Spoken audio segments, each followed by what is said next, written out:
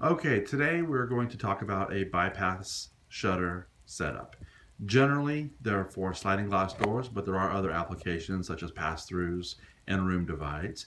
We get a lot of call for this because once they're up, it's not exactly straightforward how to take them apart. So first we're going to go through a few of the parts so when I mention it later in the video, you will know what I'm talking about.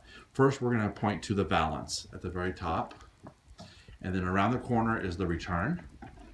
The side piece, as we call the standard, the actual door that slides back and forth is the door. The tilt bar is the bar that tilts the louvers. The piece that connects the tilt bar to the slat is the tilt connector. The piece down at the very bottom is the bypass guide. Then coming up underneath here, the board that goes across the top is considered the tack board. The metal track is, well, the track. Now the doors are hanging from the track by a carrier. And this is what the actual carrier looks like, okay? This carrier is mounted up in the track like this, and then it hooks to the top of the door, which, turn it around, that has a plate, and then it has a swing latch like this. Okay, and that is how it is up there. Now, that big nut is used for adjustments. It would take a number 10 wrench, and this is how you would adjust the doors up or down while it's up. Those are the basics, and then we'll show you the disassembly and the reassembly of the bypass. So the first step in the removal of the bypass unit is taking the valance down. Now, the valance can either be a slat valance like this, or a deco box. They both install the same. So we're going to have Dylan get up there and remove the valance. There are small Phillips screws that screw a bracket right in through the top.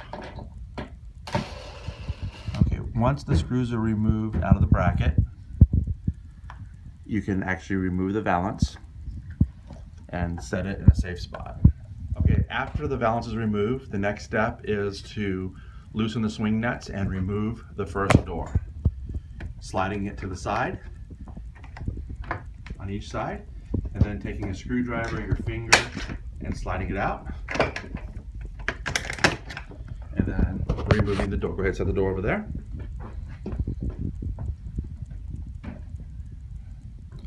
Repeat the same process on the next door.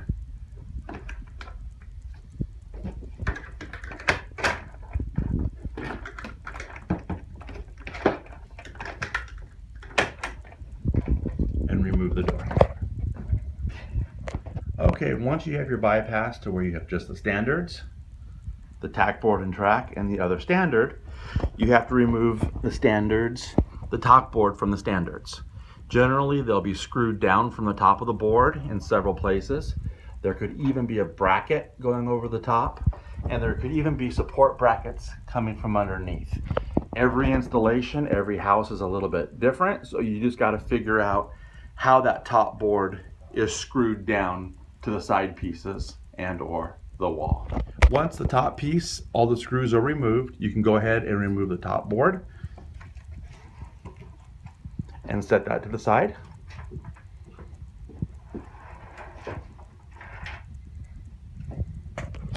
And now you're left with the side pieces, or what's referred to as the standards. These are the new standards that we use that are a one piece. Over the years, we had actually used a synthetic material, which is the tube standard, and they could be installed different ways. Now, removing from the standards from the wall are different for the different applications. If it's a newer product, there will be hole plugs going down the inside of it. You pull the hole plug out, and there'll be a screw right underneath the hole plug. Okay, so you just go down and you pull all the hole plugs out and remove the screws, and taking down your bypass will be complete. Now, if you have an older model with the tube type side pieces, once you get to this point, you want to look down inside the tube and see if there's a screw angled in, or along the side of the tube.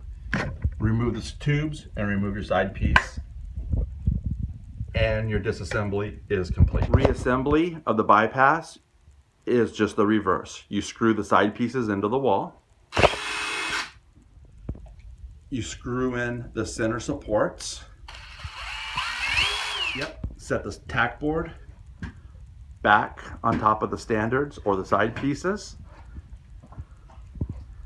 and re-screw in all the screws. The tack board is sitting on your side pieces. Go ahead and use the screws and screw the ends back down. Screw the center support back down in the middle. And then screw the other end down. Next step is to reinstall the doors. It's easier to put the back door on first, but it doesn't really matter. Line up the bolt and the carrier, slide them in. Line up the bolt and the carrier, lift it up, slide it in, swing lock, and swing lock it. Repeat the process for the second door. The final step is reinstallation of the valance. This time we're going to put up a deco valance. Put it up. Make sure you have the same distance of gap on either side.